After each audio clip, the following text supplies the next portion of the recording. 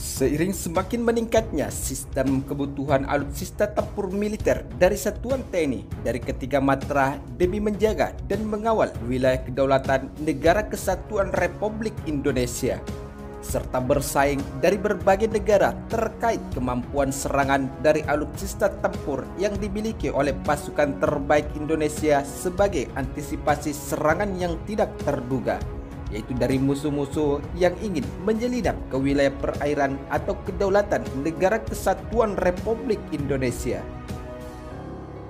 Sementara itu, demi untuk semakin memperkuat angkatan bersenjata TNI dari ketiga matra, berbagai industri alutsista tempur atau pertahanan negara karya anak bangsa kini telah bersaing untuk membangun industri alutsista dan sistem pertahanan Indonesia.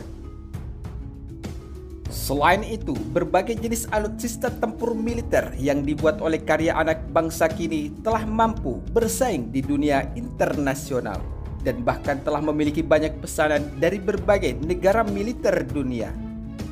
Tentunya saat ini industri pertahanan dalam negeri atau PT PAL Persero Indonesia juga menjadi salah satu industri unggulan Indonesia yang mampu mendesain hingga membuat kapal perang yang juga telah diminati dengan berbagai negara di dunia.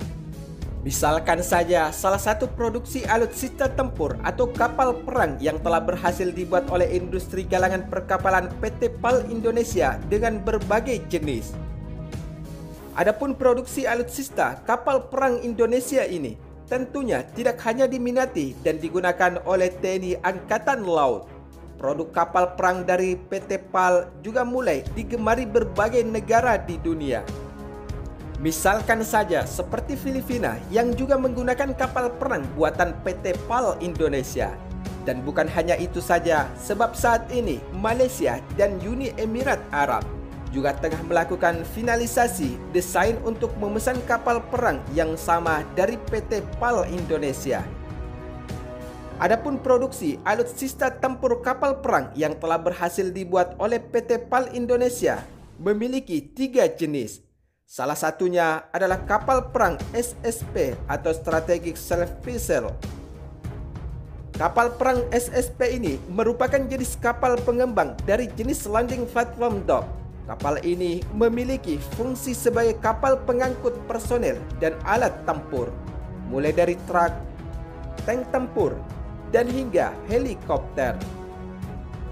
Adapun spesifikasi kapal perang PSS karya anak bangsa ini, yaitu memiliki panjang 123 meter dan lebar 21,8 meter, serta memiliki kecepatan 16 knot dengan ketahanan berlayar selama 30 hari di laut lepas. Yang kedua adalah kapal perang perusak kawal rudal atau PKR yang merupakan salah satu produksi industri pertahanan PT PAL Indonesia.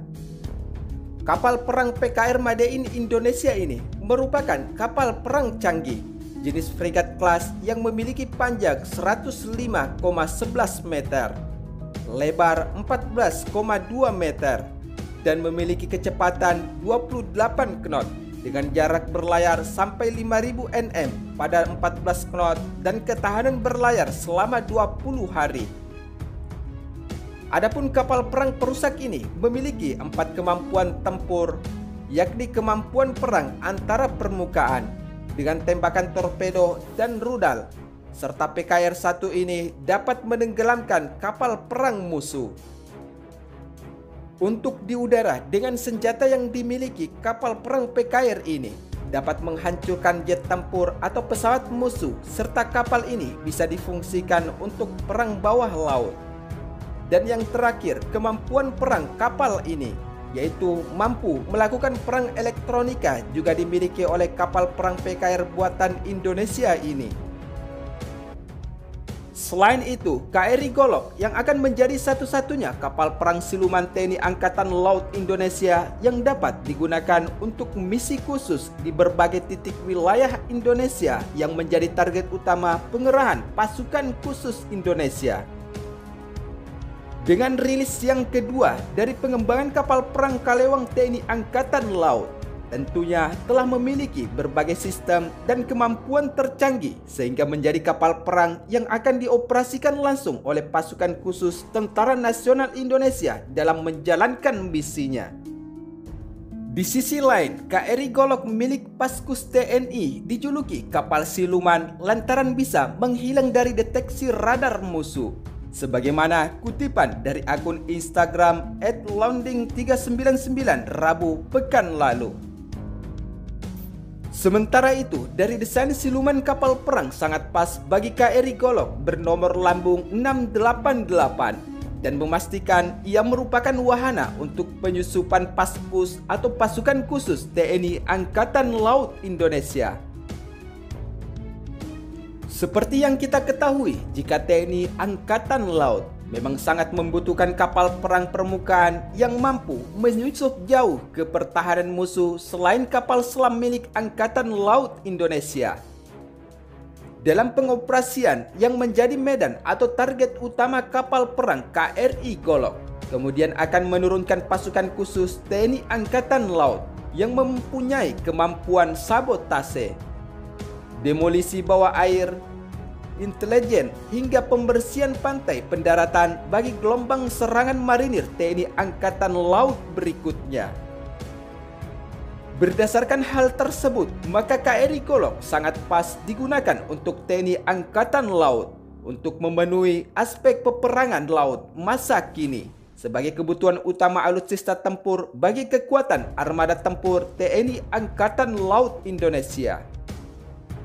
Sementara itu, dalam rilis atau peluncuran kapal perang KRI Golok milik Paskus TNI dalam menjalankan misinya telah dilakukan pada 21 Agustus 2021 kemarin, yang dihadiri langsung oleh Jenderal Tertinggi Angkatan Laut Indonesia, yaitu Laksmana TNI Yudo Margono beserta jajarannya. Dan kapal cepat Trimarana ini juga telah resmi mendapatkan nama baru, yaitu KRI Golok, dan tidak seperti yang diperkirakan semula sebagai Kalewang II. Sementara itu, di sisi lain, untuk sistem persenjataan dan perangkat pendukung untuk kapal perang KRI Golok milik Paskus Pasukan Khusus Tentara Nasional Indonesia atau TNI Angkatan Laut telah dilengkapi dengan rudal anti kapal C705 buatan Cina. Selain itu, KRI Golok disebut-sebut akan mengadopsi RBS 15 Mk3 buatan Swedia sebanyak 4 unit, meriam 30 mm, dan senapan 12,7 mm. Selain meriam 30 mm, KRI Golok juga akan dilengkapi dengan meriam serbaguna produk Bifors 40 Mk4 kaliber 40 mm. Yaitu adalah produk buatan Swedia. Sementara untuk sensornya juga dipercayakan pada teknologi racikan Swedia yang juga menjadi mitra terdekat PT Lundin, yaitu radar intai mengadopsi Sigiref 1X3D berukuran kompak. Selanjutnya, untuk sistem manajemen tempur KRI Golok menggunakan SAP 9LV Mk4 dan sistem kendali tembak dengan Siros 200. Sementara untuk penggunaan bahan non-komposit baru pada KRI Golok yang juga menggunakan teknologi material lambung kapal buatan SAP. Hal tersebut jika dibandingkan dengan bahan serta karbon pada kapal perang pendahulunya yaitu KRI Kalewang, maka bahan baru untuk KRI Golok ini lebih kuat dan ringan serta tahan api. Sementara itu, demi untuk semakin memperkuat alutsista sistem pertahanan Indonesia sebagai kebutuhan militer TNI Angkatan Laut Indonesia, tankbot Antasena buatan Industri Pertahanan Dalam Negeri atau INHAN ini kini telah sukses menjalani serangkaian uji coba senjata dan jelajah laut sebagai salah satu persyaratan uji kelayakan sebelum digunakan oleh pasukan marinir TNI Angkatan Laut Indonesia di setiap wilayah tugas mereka. Adapun uji coba peralatan tempur karya anak bangsa tersebut diawali dengan sea trial dari dermaga Bayuwangi ke perairan Paiton, Jawa Timur. Selain itu, Tank Bot kemudian melaksanakan firing test menggunakan senjata utama Canon 30 mm di lapangan tembak TNI Angkatan Laut Paiton, Indonesia. Uji coba tersebut disaksikan langsung oleh Dirjen Pothan Kemenhan, yaitu Majen TNI Dadang Hendra Yuda, Direktur Kindan Ditjen Pothan, Laksmana TNI Sriyanto, Direktur Utama PT Pindad, Abraham Mos, Direktur Teknologi dan Pengembangan PT Pindad Persero, Ade Bagja, serta didampingi Direktur Konsorsium lainnya. Sementara itu, demi untuk semakin memperkuat alutsista sistem pertahanan Indonesia sebagai kebutuhan militer TNI Angkatan Laut Indonesia, Tank Bot sendiri adalah merupakan program Kementerian Pertahanan Republik Indonesia yang dilaksanakan oleh konsorsium di mana PT Pindad Persero menjadi land integrator, bekerja sama dengan PT London Industry Invest, PT Lin Industry Persero, dan PT Harif.